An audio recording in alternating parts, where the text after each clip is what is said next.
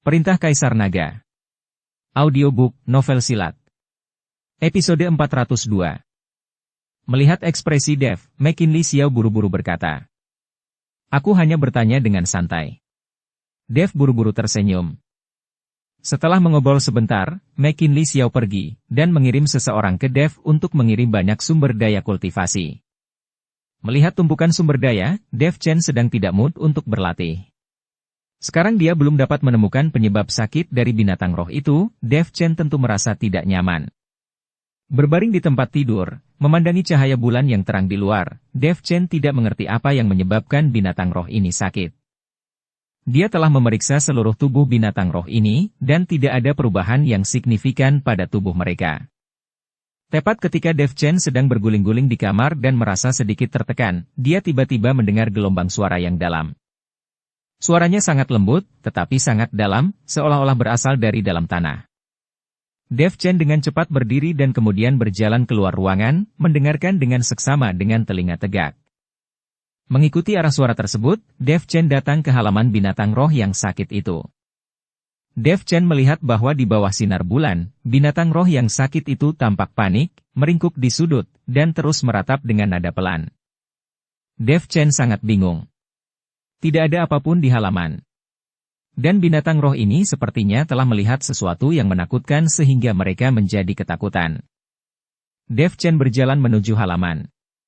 Meskipun ada formasi yang menghalanginya, formasi ini hanyalah permainan anak-anak, sehingga Dev Chen dengan mudah melewati formasi dan masuk. Setelah melihat Dev Chen, binatang roh itu tidak menunjukkan reaksi apapun. Mereka meringkuk satu persatu dan terus menggosokkan cakarnya ke tanah. Dev Chen sedikit mengernyit, lalu perlahan berjongkok dan dengan lembut menyentuh tanah dengan tangannya. Tepat ketika tangan Dev Chen menyentuh tanah, dia tiba-tiba merasakan sensasi terbakar, dan tanah seolah bergetar 2 kali. Dev Chen tiba-tiba berdiri dan menatap ke tanah. Dia tahu pasti ada sesuatu di dalam tanah, tetapi kesadaran spiritualnya tidak mampu menembus tanah untuk mencari tahu apa yang ada di dalamnya. Dev Chen mencoba melambaikan telapak tangannya ke tanah, tetapi tanah tidak menunjukkan respon, yang membuat para binatang roh itu semakin panik. Kali ini, Dev Chen semakin yakin bahwa ada sesuatu di dalam tanah. Dengan kekuatan Dev Chen saat ini, jika dia memukulnya dengan telapak tangan, lubang yang dalam pasti akan muncul di tanah biasa. Apakah ada formasi di tanah ini? Dev Chen mencoba mencari formasi yang terukir di tanah, tetapi setelah mencari beberapa kali, Dev Chen tidak dapat menemukan jejak formasi apapun di tanah. Aneh sekali. Dev Chen berpikir keras. Saat Dev Chen sedang berkonsentrasi, cahaya bulan perlahan menyinari halaman.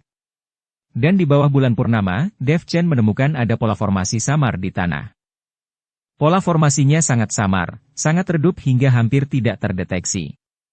Jika bukan karena cahaya bulan, Dev Chen tidak akan bisa menyadari bahwa sebenarnya ada pola formasi di tanah. Tetapi ketika Dev Chen hendak melihat lebih dekat apa pola formasi itu dan bagaimana cara memecahkannya, cahaya bulan tiba-tiba melemah, dan pola formasi yang terungkap tiba-tiba menghilang dalam sekejap. Dev Chen mengangkat kepalanya dan melihat ke bulan purnama. Dia tahu bahwa hanya ketika bulan purnama berada di langit tanpa penghalang awan, pola formasinya akan terungkap. Tetapi waktunya sangat singkat, dan tidak mungkin ada seseorang yang bisa memecahkannya. Belum lagi memecahkannya, jika seseorang tidak memperhatikan, tidak akan ada yang menyadari bahwa ada pola formasi di tanah. Diperkirakan bahwa McKinley Xiao juga tidak mengetahui adanya pola formasi di tanah di halaman ini selama bertahun-tahun. Tampaknya makhluk roh di halaman ini sakit satu persatu, dan itu pasti ada hubungannya dengan hal-hal yang ada di bawah tanah. Tapi dia hanya tidak tahu apa yang tersembunyi di bawah formasi ini. Tapi sekarang pola formasinya hilang, Dev tidak dapat menemukannya tidak peduli bagaimana dia menggunakan kesadaran spiritualnya. Kalau pola formasinya tidak bisa ditemukan, maka tidak mungkin bisa dipecahkan. Kalau tidak bisa dipecahkan, dia tidak tahu apa yang ada di dalam tanah dan tidak tahu cara menyembuhkan penyakit binatang roh ini. Jika memang tidak berhasil, dia hanya bisa memindahkan binatang roh ini dan membesarkannya di tempat lain. Mungkin penyakit di tubuhnya perlahan akan membaik. Nah, bukankah kau sudah memahami pola ilahi? Kau bisa meletakkan pola ilahi itu di tanah. Ini pasti akan bertentangan dengan formasi aslinya, dan formasi aslinya akan terungkap. Kata Raja Iblis Awan Merah pada Dev Chen. Ketika Dev Chen mendengar ini, matanya tiba-tiba berbinar dan dia berkata, "Oh ya, betul. Mengapa aku melupakannya? Aku tidak menyangka bahwa senior juga memahami teknik pertarungan. Hehehe. Tetap berada di lautan kesadaranmu sepanjang hari, aku mulai mengerti sedikit," kata Raja Iblis Awan Merah sambil tersenyum. Dev Chen buru-buru membuat pola ilahi. Meskipun dia tidak mengetahui tingkatan formasi lawan, Dev Chen mencoba yang terbaik untuk meletakkan pola ilahi. Jika pola ilahi terlalu sederhana dan tidak memiliki ancaman, tidak ada cara untuk membuat formasi aslinya bertentangan. Saat pola ilahi yang dibuat oleh Dev Chen perlahan jatuh, tanah segera bergetar sedikit, dan binatang roh itu terus mengaum. Benar saja, ketika pola ilahi yang dibuat oleh Dev Chen jatuh ke tanah, pola formasi tiba-tiba muncul di tanah. Kali ini, pola formasi jelas jauh lebih terang, dan seluruh formasi dapat terlihat dengan jelas. Dev Chen tidak berani menunda sama sekali, dan segera mulai menguraikan pola formasi. Hanya butuh 1/4 jam bagi Dev Chen untuk memecahkan formasi. Terlihat juga bahwa meskipun formasi tersebut sangat tersembunyi, ini bukanlah formasi tingkat tinggi. Ketika pola formasi retak dan hancur, tanah tiba-tiba runtuh, dan kemudian lubang gelap ke bawah muncul di depan Dev. Di pintu masuk gua, gelombang panas terus datang, dan semua binatang roh menjadi semakin ketakutan. Dan setelah melihat sekilas, Dev Chen berjalan menuju pintu masuk gua. Setelah masuk, Dev Chen menemukan bahwa ruang itu terdistorsi dan dia benar-benar memasuki ruang spasial lain. Sepertinya ini bukan di bawah tanah, tapi ruang spasial. Dan pola formasi tersebut adalah kunci untuk membuka ruang spasial ini. Ruangan ini tidak terlalu besar, tetapi di dalamnya sangat panas, seperti berada di dalam api. Untungnya, Dev Chen memiliki asal-muasal api dan api es terdingin, jadi dia tidak takut panas sama sekali, apalagi terbakar sampai mati. Dev Chen melihat sekeliling dan ingin tahu dari mana datangnya gelombang panas di sini. Tapi saat Dev Chen sedang melihat sekeliling, semburan api tiba-tiba menghantam Dev Chen. Dev Chen mengerutkan kening, melambaikan tangannya, dan semburan api langsung meledak, dan apinya bertabrakan dengan hebat. Boom! Blaar! Dengan suara keras, gelombang panas mulai bergulung, dan seluruh ruangan dipenuhi api. Baru kemudian Dev Chen menyadari bahwa di sudut ruangan, seekor binatang kecil sedang menatapnya dengan penuh semangat. Si kecil ini bertanduk di kepalanya, tampak seperti seekor anak singa, dan ada api yang menyala di sekujur tubuhnya. Sekilas, binatang kecil ini terlihat mirip dengan binatang kecil penelan langit di cincin penyimpanan Dev Chen. Apakah itu binatang penelan langit juga? Dev Chen memandang binatang kecil di depannya dan berkata dengan bingung. Binatang penelan langit gundulmu. Itu adalah unicorn api. Itu bukan tandingan binatang penelan langit milikku. Itu adalah tunggangan Raja Bintang Api. Aku tidak menyangka bahwa tunggangan tua bangka si idiot itu juga jatuh di dunia surga dan manusia. Sepertinya unicorn api kecil ini baru saja terlahir. Pantas saja semua binatang roh di halaman menjadi sakit dan kita tidak dapat menemukan alasannya. Menurutku mereka hanya ketakutan. Kata Raja Iblis Awan Merah sambil tersenyum. Dengan cara ini, tidak hanya tunggangannya yang jatuh di dunia surga dan manusia, tetapi Raja Bintang Api juga jatuh di sini. Apa? Tunggangan Raja Bintang Api?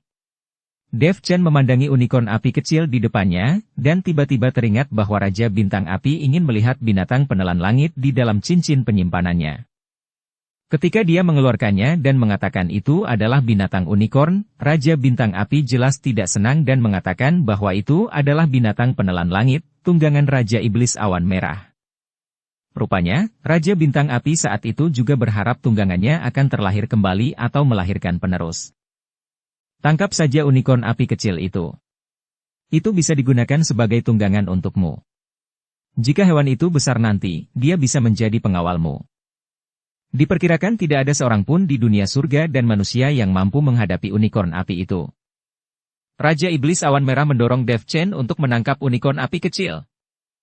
Ketika Dev Chen mendengar ini, dia juga ingin menangkapnya, tetapi begitu dia mendekat, unicorn api kecil itu tiba-tiba membuka mulutnya lagi dan menyemprotkan api yang tebal ke arah Dev. Dev Chen buru-buru menghindar dan melihat ke arah unicorn api kecil itu. Tanpa diduga, si kecil ini memiliki temperamen yang sangat buruk. Aduh! Dia terlalu sulit untuk ditangkap. Bahkan jika tertangkap, mungkin akan sulit untuk dijinakkan. Kata Dev Chen dengan sakit kepala. Tidak masalah, biarkan binatang penelan langitku yang mengurusnya. Binatang penelan langitku adalah monster langka yang bisa menakuti unicorn api ini sampai mati. Kata Raja Iblis Awan Merah. Senior bercanda. Binatang yang menelan langit itu luar biasa, tapi dia hanya makan dan tidur. Dia tidak patuh, dan aku tidak bisa membuatnya bangun. Dev Chen tidak bisa berkata-kata. Binatang yang menelan langit ini memang kuat, tetapi ketika dia bangun, Dev Chen tidak punya cara untuk mengendalikannya. Tapi begitu Dev Chen selesai berbicara, cincin penyimpanannya bergetar, dan binatang kecil yang menelan langit itu bangun dan muncul tepat di depannya. Sepertinya dia menyadari keberadaan unicorn api kecil itu, jadi dia terbangun. Melihat binatang penelan langit di depannya, unicorn api tiba-tiba menunjukkan kepanikan di matanya. Saya melihat binatang kecil yang menelan langit berjalan menuju unicorn api kecil. Unicorn api kecil itu menjepit ekornya di antara kedua kakinya dan tidak berani menyemburkan api lagi. Biarkan binatang kecil yang menelan langit itu lewat dan menampar kepalanya dengan cakarnya, tetapi unicorn api kecil itu tidak bergerak. Ketika Dev Chen melihat ini, dia juga berjalan mendekat dan membelai unicorn api kecil. Hewan kecil itu berhenti bergerak dan tidak memusuhi Dev Chen. Ini benar-benar satu hal yang menjatuhkan hal lain. Sungguh luar biasa. Ketika Dev Chen melihat ini, dia hanya bisa menghela nafas. Unicorn api milik Raja Bintang Api hanyalah sampah. Orang tua bangka itu hanya bisa menyombongkan diri dan memiliki temperamen buruk. Dia selalu merasa bahwa dia hebat. Raja Iblis Awan Merah mengejek Raja Bintang Api. Setelah mendengar ini, Dev Chen tidak berani mengatakan apapun. Tidak peduli apakah Raja Bintang Api itu sampah atau bukan, dia takut dia akan langsung dibunuh oleh Raja Bintang Api hanya dengan satu pandangan. Tetapi berbicara tentang temperamen yang buruk, tampaknya makhluk abadi dari surga ini memiliki temperamen yang cukup meledak-ledak. Nak, kenapa kau tidak memanfaatkannya? Fakta bahwa unicorn api kecil baru saja menetas dan segera mengenali pemiliknya. Begitu dia mengenalimu sebagai pemiliknya, itu akan menjadi tungganganmu. Kalau tidak, ketika sudah besar, akan sulit mengenali pemiliknya, dan bahkan mungkin diambil oleh orang tua bangka itu, si Raja Bintang Api. Raja Iblis Awan Merah mengingatkan Dev. Senior, bagaimana caranya untuk bisa membuatnya mengenali saya sebagai tuannya? Dev Chen tidak tahu bagaimana cara membuat binatang baik ini untuk mengenali dirinya sebagai tuannya. Aduh, bocah. Esensi dan darah. Selama kau memberi makan unicorn api kecil ini dengan esensi dan darahmu, dan ia meminum esensi dan darahmu, dia akan menganggapmu sebagai tuannya. Kata Raja Iblis Awan Merah. Mendengar ini, Dev Chen tidak ragu-ragu untuk mengeluarkan puluhan tetes darah dari alisnya. Esensi darah ini melayang di udara, melayang di depan unicorn api kecil. Minumlah, ayo segera, selama kamu meminum esensi dan darahku, kau akan menjadi milikku. Dev Chen terus berbicara ke arah unicorn api kecil itu. Unicorn api melihat esensi dan darah Dev, dan sepertinya tahu apa yang ingin dilakukan Dev.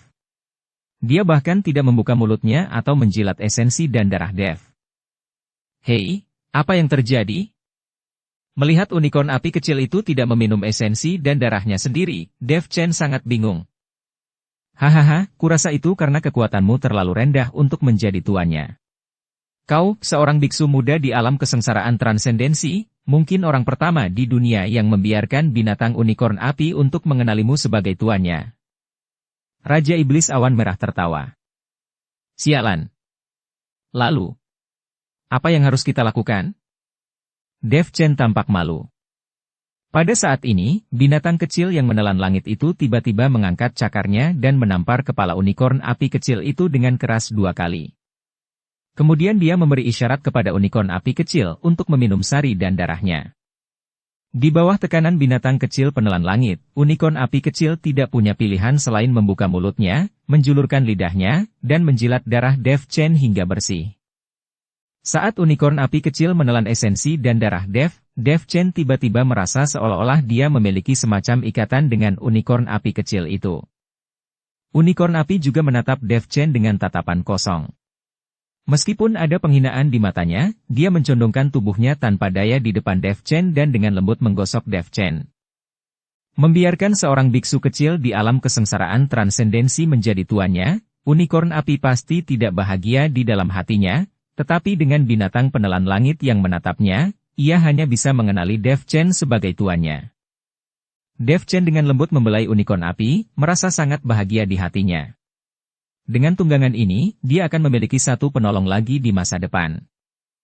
Bahkan jika tidak ada pesawat terbang, Dev Chen dapat berlari-lari dengan unicorn api tanpa menghabiskan kekuatan spiritualnya.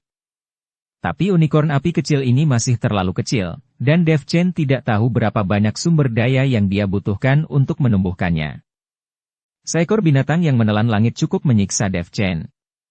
Banyak hal yang ditelan oleh benda kecil ini, dan sekarang ada unicorn api kecil lainnya. Kultivasi Dev Chen sendiri juga membutuhkan banyak sumber daya. Sumber daya yang dia butuhkan berkali-kali lipat lebih banyak daripada sumber daya yang dibutuhkan dari biksu lainnya. Dengan 3 konsumsi besar bersama-sama, dari mana Anda mendapatkan sumber daya yang sangat besar? Tetapi sampai pada titik ini, Dev Chen hanya dapat mengambil satu langkah pada satu waktu, dan dia hanya dapat merebut sumber daya jika dia tidak dapat melakukannya. Tidak ada aturan sama sekali di dunia surga manusia. Mereka semua mengikuti hukum rimba. Tidak masalah untuk menemukan beberapa keluarga atau klan dan merebut beberapa sumber daya. Hanya saja Dev Chen masih belum bisa melewati level di hatinya. Setelah memasukkan unicorn api kecil dan binatang kecil yang menelan langit ke dalam cincin penyimpanan, Dev Chen meninggalkan ruangan. Setelah pergi, ruang spasial itu langsung hancur, dan kemudian menghilang, bahkan formasi di tanah pun menghilang bersama. Makhluk roh di halaman, setelah unicorn api ditempatkan di cincin penyimpanan oleh Dev, jelas menjadi jauh lebih lembut, dan mereka tidak lagi takut dan mudah tersinggung. Tampaknya unicorn api kecil inilah yang menyebabkan makhluk roh ini ketakutan sebelum mereka jatuh sakit. Setelah beberapa hari berkultivasi, makhluk roh ini pasti akan pulih. Dev Chen kembali ke kamarnya dan menatap setumpuk sumber daya, dia ingin berkultivasi saat ini. Matanya sedikit tertutup, pikirannya bekerja dengan penuh perhatian, dan sejumlah besar aura mengalir ke tubuh Dev Chen dalam segerombolan. Saya tidak tahu sudah berapa lama, saya juga tidak tahu hari sudah gelap di siang hari. Dev Chen hanya merasakan tubuhnya sedikit gemetar, dan cahaya keemasan melesat keluar dari ruangan, dan langit tertutup awan gelap, seperti akhir dunia. Ini rekan Taois Dev Chen yang akan menerobos. Melihat awan badai petir yang lebat di langit, Yorat Zen berkata dengan heran. Biksu di alam kesengsaraan transendensi, memiliki terobosan di alam kecil, benar-benar menyebabkan guntur surgawi seperti itu. Tidak heran jika Dev, yang hanya di alam kesengsaraan transendensi tingkat 6, dapat melawan biksu di alam Mahayana sendirian. Avery Zong juga melihat awan badai petir di langit dengan kaget dan berkata, "Sudah berapa hari? Kon api kecil itu." McKinley Xiao bertanya. "Kaisar Xiao, ini sudah 5 hari. Winslow Yu berkata dari samping. "Dalam 5 hari, itu adalah terobosan. Meskipun itu hanya wilayah kecil, gerakan ini tidak lebih lemah dari terobosan di puncak alam kesengsaraan transendensi." McKinley Xiao berkata dengan emosi. "Kaisar Xiao, Jenderal Qian datang untuk melaporkan bahwa kota Kekaisaran Rubah telah direbut kembali dan keluarga Feng telah dihancurkan. Tetapi kejadian ini telah membuat khawatir aliansi penyegelan iblis. Diperkirakan aliansi penyegelan akan bertindak atas kita di masa depan. Jenderal Qian takut orang-orang dari aliansi penyegelan iblis akan menyerang kota Kekaisaran Rubah, jadi dia secara pribadi membawa orang-orang untuk berjaga di sana, hanya untuk menunggu Tuan Dev Chen pergi dan mengembalikannya." Winslow tahu bahwa alasan McKinley Xiao bertanya tentang waktunya bukan hanya tentang membicarakan kecepatan kultivasi Dev. Sekarang perintah untuk menutup rumah telah dikeluarkan selama 5 hari, itu harus dilakukan. Jika Anda tidak dapat melakukannya, konsekuensinya akan sangat serius. Meskipun McKinley Xiao terlihat tidak berbahaya bagi manusia dan hewan, dia sangat baik, dan dia juga sopan kepada orang-orang. Tetapi ada penghargaan dan hukuman yang jelas untuk lawan dan bawahan, jika tidak, bagaimana dia bisa bertanggung jawab atas dinasti Xiao yang begitu besar? Jenderal Qian melakukan pekerjaan dengan baik. Ketika dia kembali, dia akan diberi hadiah. Adapun aliansi penyegelan iblis, abaikan saja mereka. Selama mereka berani menyentuh orang-orang dari dinasti Xiao kita, mereka akan dibunuh tanpa ampun. McKinley Xiao mengangguk puas. Tampaknya Jenderal Qian ini juga bijaksana, dan dia takut orang-orang dari aliansi penyegelan iblis akan sekali lagi menyerang kota Kekaisaran Rubah. Namun, McKinley Xiao tahu bahwa karena dia ingin melindungi Dev Chen, dia pasti akan berkonflik dengan aliansi penyegelan iblis, tapi McKinley Xiao tidak takut. Aliansi penyegelan iblis dapat mengembangkan kekuatannya ke seluruh dunia surga manusia, dan pasti akan ada banyak dukungan biksu di belakangnya. McKinley Xiao dapat mengendalikan dinasti Xiao yang begitu besar di dunia surga dan manusia. Apakah tidak ada ahli di belakangnya? Jika ada konflik skala besar dengan aliansi penyegelan iblis, orang-orang di dunia surga manusia pasti akan maju. Bergemuruh. Pada saat ini, tiba-tiba badai petir menghantam dengan keras. Rumah tempat Dev Chen berada langsung hancur berkeping-keping, dan badai petir menghantam tubuh Dev, tetapi Dev Chen tetap tidak bergerak.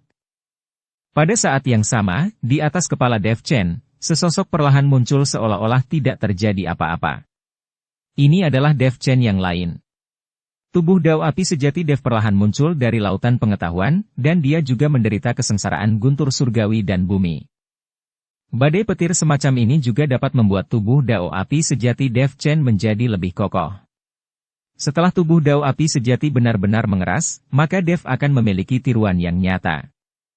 Bahkan jika tubuh fisik dihancurkan, tidak perlu mengkhawatirkannya, karena tubuh Dao api yang sebenarnya terkondensasi dan menjadi tubuh darah dan daging. Dev Chen dapat dibangkitkan kapan saja menggunakan tubuh Dao api yang sebenarnya, yang setara dengan satu nyawa lagi. Bergemuruh. Badai petir lain melanda. Saya tidak tahu sudah berapa lama, atau berapa banyak badai petir yang menyambar, tapi tidak ada yang membahayakan Dev.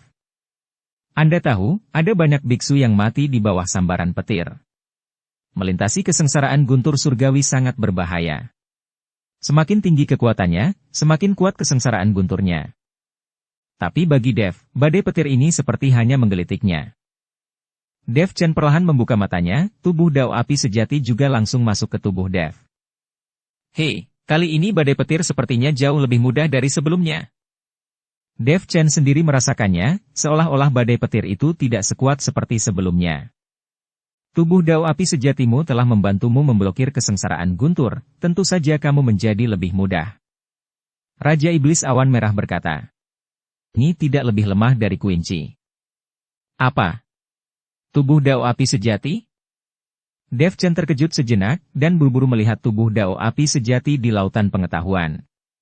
Dia menemukan bahwa tubuh Dao api sejati, yang awalnya tampak seperti ilusi, sekarang telah banyak mengembun, dan dia benar-benar dapat melihat beberapa detail fisik.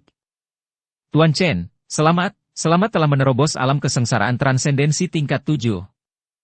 McKinley Xiao berjalan menuju Dev Chen dan mengucapkan selamat padanya. Dev Chen bangkit dan tersenyum dan berkata, saya baru saja menerobos tingkat 7 di alam kesengsaraan transendensi, tidak ada yang perlu dipamerkan. Rekan Taois Chen, kualitas tingkat 7 di alam kesengsaraan transendensi Anda mungkin sebanding dengan biksu di alam Mahayana kelas 1. Yorat Zen juga melangkah maju saat ini dan berkata, lebih dari itu, rekan Taois Dev Chen saat ini, ketika dia bertemu biksu di alam Mahayana kelas 1, diperkirakan dia bisa mengalahkan biksu di alam Mahayana kelas 1. Avery Zhong benar-benar menyanjung Dev. Selama periode waktu ini, Avery Zhong menjadi sangat akrab dengan Dev, dan dia juga melihat kekuatan Dev, jadi ini bukan sanjungan, tapi fakta. Kaisar Xiao, sudah berapa lama aku berlatih? Dev Chen bertanya. Lagi pula, saat berlatih, Anda akan melupakan waktu. Beberapa biksu bahkan menyepi selama beberapa tahun, atau bahkan puluhan tahun. Dukung channel Novel Silat dengan subscribe, follow, like, komen dan share. Dev Chen takut dia akan berlatih terlalu lama, dan dia akan melewatkan waktu untuk bertarung dengan Quintus. Dalam hal ini, Quintus pasti akan berpikir bahwa Dev Chen telah menipu, dan keluarga Mu masih akan bermasalah dengan istana Guanghan pada saat itu. Tuan Chen, Anda telah berlatih selama 5 hari, tetapi saya tidak menyangka Anda dapat menerobos dalam waktu sesingkat itu. Ngomong-ngomong, Jenderal Qian telah mengurus urusan kota Kekaisaran Rubah, dan keluarga Feng telah dihancurkan. Jangan khawatir, Tuan Chen. McKinley Xiao mengira Dev Chen mengkhawatirkan kota Kekaisaran Rubah. Terima kasih, Kaisar Xiao. Makhluk rohmu seharusnya baik-baik saja akhir-akhir ini, kan? Dev Chen bertanya. Tidak masalah. Saya ingin tahu metode apa yang digunakan Tuan Chen untuk membuat semua makhluk roh pulih. McKinley Xiao bertanya dengan rasa ingin tahu. Yorat Zhen dan Avery Zhuang juga bertanya dengan rasa ingin tahu, rekan Taoist Chen, apakah Anda sudah mengetahui penyebab penyakitnya? Apa penyakitnya? Sebenarnya makhluk roh ini hanya merasa takut dan sama sekali tidak sakit, itulah kenapa kita tidak bisa menemukan penyebabnya pada awalnya. Kita hanya perlu mencari alasan ketakutan mereka. Saya juga secara tidak sengaja menemukannya di bawah cahaya bulan di malam hari yang menyebabkan tanah di halaman makhluk roh bergerak, membuat makhluk roh itu ketakutan. Aku sudah mengurusnya, jadi makhluk roh itu hanya perlu dibudidayakan dan mereka akan baik-baik saja. Dev Chen tidak memberitahunya tentang mendapatkan unicorn api. Lagi pula, semakin sedikit orang yang mengetahui hal semacam ini, semakin baik. Seperti kata pepatah, tidak ada seorang pun yang bersalah karena memiliki batu giok. Sekarang Dev tidak berani membiarkan dunia mengetahuinya. Jika semua orang tahu bahwa dia memiliki unicorn api, saya khawatir banyak orang ingin membunuhnya. Setelah mendengarkan penjelasan Dev, McKinley Xiao tidak melanjutkan bertanya. Makhluk roh itu telah disembuhkan, jadi tidak masalah. Tuan Dev Chen, Anda menyelamatkan nyawa putra saya, dan sekarang Anda telah menyembuhkan begitu banyak makhluk roh saya. Saya berharap Tuan Chen dapat tinggal di kota kekaisaran ini sehingga saya dapat membalas budi Tuan Chen. McKinley Xiao mencoba membujuk Dev lagi. Kaisar Xiao, aku benar-benar minta maaf. Masih banyak hal yang harus kulakukan. Mohon maafkan aku karena tidak bisa tinggal di dinasti Xiao. Aku harus segera kembali dan saatnya mengucapkan selamat tinggal. Dev Chen menundukkan tangannya ke arah McKinley Xiao karena malu. Karena Tuan Dev Chen bersikeras untuk pergi, saya telah memerintahkan orang-orang untuk menyiapkan sejumlah besar sumber daya, dan Perdana Menteri Yu secara pribadi akan mengantar Anda kembali. McKinley Xiao sudah lama mengetahui bahwa Dev Chen tidak akan bisa tinggal, jadi dia sudah menyiapkan hadiah. Dev Chen tidak berusaha mengelak. Bagaimanapun, budidayanya sendiri membutuhkan banyak sumber daya, dan kedua binatang itu, unicorn api kecil dan binatang penelan langit kecil, keduanya perlu makan yang banyak. Terima kasih. Dev Chen berterima kasih pada McKinley Xiao, lalu mengikuti Yorat Zhen dan yang lainnya pergi. Tepat ketika Dev Chen hendak pergi, McKinley Xiao tiba-tiba muncul dan menghentikan Dev. Tuan Dev Chen, ada yang ingin saya minta, dan saya harap Tuan Chen dapat membantu saya. McKinley berkata dengan sangat hormat. Pangeran Xiao, jika ada yang ingin kau katakan, katakan saja. Selama aku bisa melakukannya, aku pasti akan melakukannya. Kata Dev Chen. Tuan Dev Chen, saya tahu bahwa Anda sering berjalan-jalan di berbagai tempat di dunia surga dan manusia. Saya ingin Anda membantu saya mengawasi Abigail dan melihat kemana dia pergi. Kata McKinley. Abigail, apakah ini gadis yang kau sukai itu? Dev Chen bertanya. Ya, dia sebenarnya tinggal di wilayah barat, tapi dia tiba-tiba menghilang beberapa waktu lalu. Saya sudah mencarinya selama berhari-hari. McKinley memiliki kekhawatiran dan kekecewaan di wajahnya. Ini semua salahku. Jika aku mengirim orang untuk menjaga Abigail lebih awal, dia tidak akan menghilang secara tiba-tiba. Nak, jangan khawatir. Aku sudah memerintahkan seluruh kota di dinasti Xiao untuk mencari Abigail. Aku yakin dia akan segera ditemukan. McKinley Xiao datang dan menghibur McKinley, mungkin karena dia takut McKinley akan kembali sakit, yang akan menimbulkan masalah. Pangeran Xiao, aku akan membantumu mengawasinya. Begitu ada informasi tentang Nona Abigail, aku akan memberitahumu sesegera mungkin. Setelah Dev Chen selesai berbicara, dia mengeluarkan beberapa slip giok transmisi suara dan menyerahkannya kepada McKinney. McKinney terkejut saat melihat Dev Chen dengan santai mengeluarkan slip giok untuk transmisi suara. Bagaimanapun, benda ini sangat mahal di dunia surga dan manusia. Bahkan jika dia adalah pangeran dari dinasti Xiao, dia tidak akan berani bersikap boros. Terima kasih, Tuan Dev Chen. McKinney mengambil slip giok dan membungkuk dalam-dalam ke arah Dev. Setelah Dev Chen mengucapkan selamat tinggal kepada McKinley Xiao dan putranya, dia diantar kembali ke kota Yongle oleh Perdana Menteri Wu. Dev Chen kembali ke kota Yongle. Dia tidak tinggal lama, lalu membawa Scarlett, Helena dan Yulian dengan pesawat dan bergegas kembali ke kota Kekaisaran Rubah.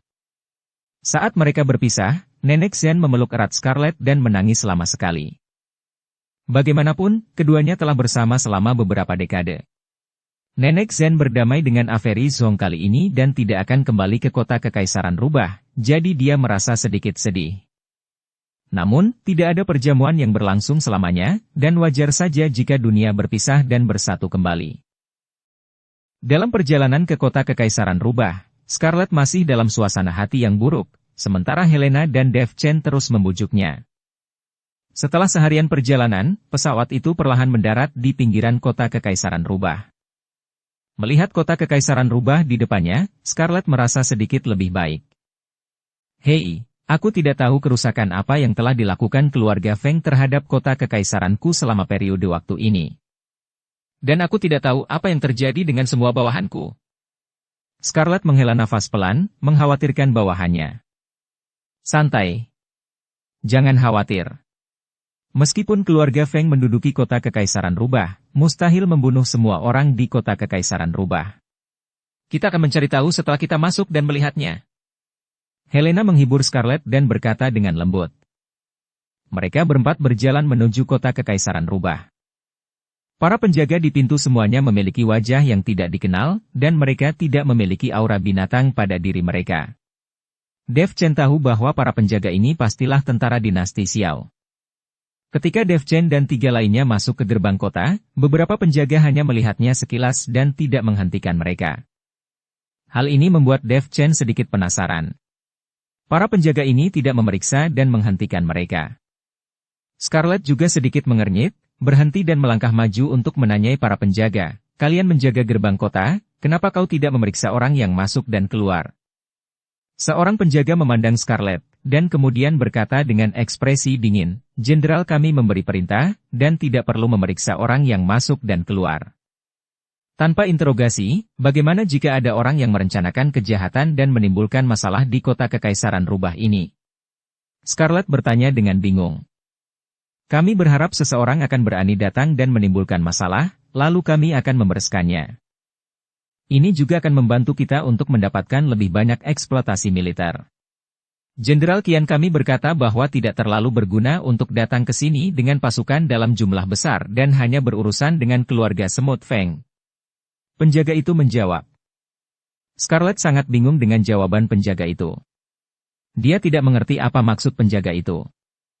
Meskipun Dev Chen telah memberitahunya bahwa dinasti Xiao menghancurkan keluarga Feng dan merebut kembali kota Kekaisaran Rubah, apa hubungannya ini dengan mendapatkan eksploitasi militer? Ketika Dev Chen mendengar ini, dia langsung mengerti. Dia berpikir bahwa Jenderal Qian menghancurkan keluarga Feng dan merebut kembali kota Kekaisaran Rubah. Dia merasa kontribusinya terlalu kecil dan dia tidak akan bisa membuka mulut dan mengikuti McKinley Xiao untuk meminta hadiah. Itu sebabnya dia menjaga gerbang kota dengan tanpa kewaspadaan dan membiarkan mereka yang masih memiliki ide tentang kota Kekaisaran Rubah untuk datang dan menimbulkan masalah. Dengan cara ini, Jenderal Qian dapat terus menekan. Dengan cara ini pula, Jenderal Qian akan mendapat lebih dan prestasinya akan lebih besar. Ketika tiba waktunya untuk mengikuti McKinley Xiao untuk melaporkan eksploitasi militernya, dia akan bisa mengatakan beberapa hal. Oke. Terima kasih banyak. Scarlett berterima kasih kepada penjaga dan bersiap memasuki kota. Berhenti. Pada saat ini, seorang tentara yang mengenakan baju besi perak dan punggung kokoh datang, dengan selusin orang di belakangnya. Kapten Zhang. Ketika beberapa penjaga melihat sersan itu, mereka segera berteriak dengan hormat. Kapten Sang menghampiri Dev Chen dan yang lainnya. Setelah melihat beberapa dari mereka, dia tersenyum dingin dan berkata, "Aku telah mengamatimu sejak lama. Dengan tentara seperti kami, kau telah menanyakan begitu banyak pertanyaan? Apakah kau ingin membuat masalah di kota Kekaisaran Rubah? Hei, bocah. Biar ku beritahu, kota Kekaisaran Rubah sekarang sepenuhnya berada di bawah kendali dinasti Xiao kita. Jika kau ingin menimbulkan masalah, sebaiknya kau berpikir dua kali." Setelah mendengar ini, Scarlet dengan cepat menjelaskan, "Aku pikir kau salah paham. Aku adalah Ratu Kota Kekaisaran Rubah sebelumnya. Aku sangat berterima kasih kepadamu karena membantuku merebut kembali Kota Kekaisaran Rubah, tetapi aku tidak setuju jika kau ingin menguasai kita ini. Dinasti Xiao membantu merebut kembali Kota Kekaisaran Rubah itu, dan Scarlet sangat senang. Tetapi sekarang dinasti Xiao ingin membawa kota-kota Kekaisaran Rubah ke wilayah kendalinya, dan Scarlet tidak akan menyetujuinya bahkan jika dia membunuhnya. Apakah kau Ratu Kota Kekaisaran Rubah?" Kapten Sang memandang Scarlet lagi, lalu berkata, "Kau bilang kau adalah ratu di sini, apakah kau adalah ratunya? Bahkan jika kau benar-benar ratunya, kau tetap harus mematuhi pengaturan kami sekarang. Aku curiga kalian hanya ingin membuat masalah, jadi kalian tidak diperbolehkan masuk kota. Segeralah keluar. Kalian hanya bisa masuk setelah kalian memiliki identitas yang benar." "Apa? Kenapa? Ini adalah wilayahku." Scarlet cemas. "Hanya karena semua orang di kota Kekaisaran Rubah sekarang berasal dari dinasti Xiaoku. Kau bisa masuk jika kamu mau, selama kalian berdua merasa nyaman melayaniku. Kamu bisa masuk kota Kekaisaran Rubah ini sesuka hati, dan aku benar-benar bisa menjadikanmu Ratu Kota Kekaisaran Rubah ini, hahaha." Kapten Sang mengangkat bibirnya, lalu menjilat bibirnya. "Kau?" Scarlet langsung marah, tapi dia tidak berani mengambil tindakan. Bagaimanapun, pihak lain berasal dari dinasti Xiao. Aku tidak menyangka akan ada sampah sepertimu di antara para prajurit dinasti Xiao. Dev Chen maju selangkah dengan wajah dingin dan berkata, "Hei, bocah. Siapa yang kau bicarakan? Menurutku kalian ingin datang ke kota Kekaisaran Rubah untuk menimbulkan masalah, kan? Jenderal kami sedang mencoba menangkap beberapa pembuat onar, dan menurutku kau adalah pilihan yang tepat. Tangkap mereka." Setelah Kapten Sang selesai berbicara, selusin tentara segera mengepung Dev Chen dan yang lainnya. Dev Chen hanya melihatnya sekilas, tanpa rasa takut di wajahnya. "Percaya atau tidak, bagaimana kau bisa menangkap kami lalu bagaimana kau bisa melepaskan kami?" Dev Chen berkata dengan tenang. Scarlet merasa sedikit lebih baik. "Bah, bangsat. Kalau aku tidak percaya, aku tidak akan melepaskanmu. Apa yang bisa kulakukan?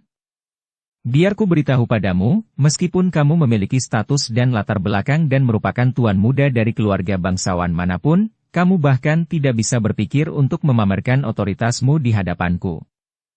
Kami di dinasti Xiao tidak takut akan hal ini, dan aku, Leander Zhang, bahkan lebih tidak takut lagi." Wajah Leander penuh dengan arogansi. Sebagai seorang kapten dinasti Xiao, dia harus menunjukkan wajahnya kemanapun dia pergi. Dinasti Xiao adalah pendukung terbaik. Meskipun terlihat bahwa Dev Chen dan yang lainnya mungkin memiliki latar belakang keluarga, di mata Leander, latar belakang apapun tidak layak untuk disebutkan. "Apakah kau takut atau tidak? Kau akan segera tahu, hehehe." Dev Chen tersenyum dan mengulurkan tangannya dan meminta tentara untuk mengikatnya. Ketika Yulian dan yang lainnya melihat ini, mereka tidak melawan dan ditahan oleh pihak lain. Dengan cara ini, keempat orang itu diantar menuju aula utama kota Kekaisaran Rubah. Ini dulunya adalah Istana Scarlet, tapi sekarang setelah mereka masuk, mereka akan diantar dan menjadi tahanan. Di aula utama, seorang pria parubaya dengan perawakan kuat dan mata menyipit sedang berbaring di kursi di aula utama untuk beristirahat. Setelah mendengar gerakan itu, dia perlahan membuka matanya. "Jenderal, ada 4 orang yang ingin membuat masalah, dan aku menangkap mereka." Leander berkata pada Jenderal Qian. Jenderal Qian hanya melihatnya sekilas, sedikit mengernyit dan berkata, "Leander, kau semakin buruk dan goblok dalam melakukan sesuatu. Aku ingin mengambil kesempatan ini untuk mendapatkan beberapa eksploitasi militer dan membiarkan kau menangkap beberapa orang yang menyebabkan masalah. Tidak masalah apa, aku harus menangkap beberapa dari mereka. Orang-orang ini semua adalah kultivator kecil di alam kesengsaraan transendensi. Mereka bahkan yang tertinggi hanya di alam kesengsaraan transendensi tingkat ketujuh. Bisakah ini dianggap sebagai prestasi militer? Goblok. Mengapa kau menangkap biksu di alam tubuh komposit untukku dan biarkan kau mengklaim pujiannya? Sial, aku memintamu untuk menangkap beberapa orang yang mampu, terutama mereka yang berasal dari aliansi penyegelan iblis. Kaisar Xiao mengatakan bahwa ketika kamu bertemu orang-orang dari aliansi penyegelan iblis yang mencari masalah, bunuh mereka terlebih dahulu lalu laporkan. Jenderal, menurutku keempat orang ini adalah anggota aliansi penyegelan iblis. Leander mengedipkan mata pada Jenderal Qian dan berkata. Jenderal Qian memahami pemikiran Leander, langsung duduk, menegakkan tubuhnya dan berkata. Apa yang kalian berempat dari aliansi penyegelan iblis lakukan di kota Kekaisaran Rubah? Apakah kalian tidak yakin dan ingin membalaskan dendam keluarga Feng? Sial. Sialan. Kami bukan dari aliansi penyegelan iblis. Aku adalah ratu kota Kekaisaran Rubah ini. Bagaimana aku ingin membalaskan dendam keluarga Feng? Ketika Scarlet mendengar ini, dia dengan cepat menjelaskan dengan keras. Ratu? Jenderal Qian buru-buru berdiri dan memandang Scarlet dan berkata. Kamu bilang kamu adalah ratu. Apakah kamu punya bukti? Aku punya lebih banyak bukti, bisakah kamu mengenaliku? Jika kamu menemukan orang-orang dari kota Kekaisaran Rubah, mereka pasti mengenaliku.